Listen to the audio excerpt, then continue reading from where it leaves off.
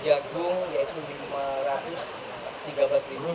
Jajaran Forkominda yang saat ini tergabung secara virtualnya juga tentunya bisa berjalan dengan baik agar kita semua pada saat sambutan dari Menteri Kehutanan Republik Indonesia kepada beliau Bapak Raja Jul.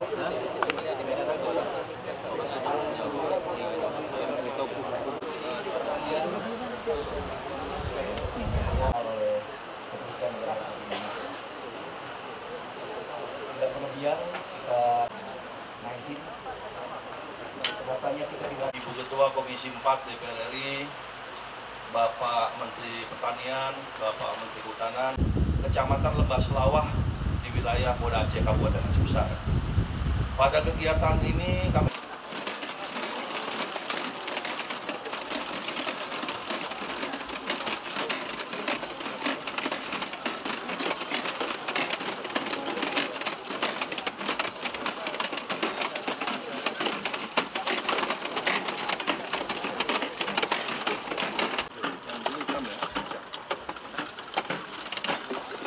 jadi hari ini tadi kita saksikan bersama secara terpusat dipimpin oleh Pak Kapolri, ada Ibu Ketua Komisi 4 DPR RI, ada Bapak Menteri Pertanian, Menteri Kehutanan, dan Kepala Badan Pangan Nasional secara serentak mengadakan penanaman jagung tahap 3 tahun 2025.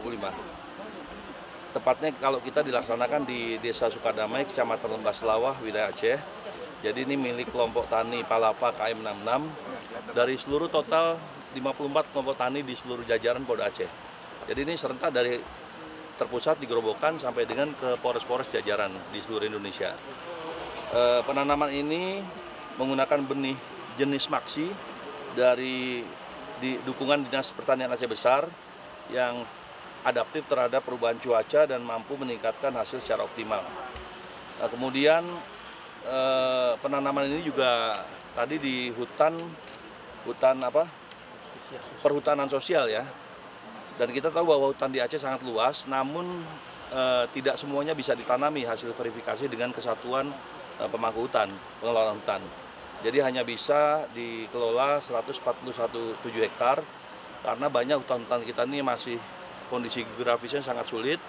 Kedua ada kawasan konservasi, ada binatang-binatang seperti harimau, gajah, dan sebagainya. Jelajahi cara baru mendapatkan informasi. Download Metro TV Extend sekarang.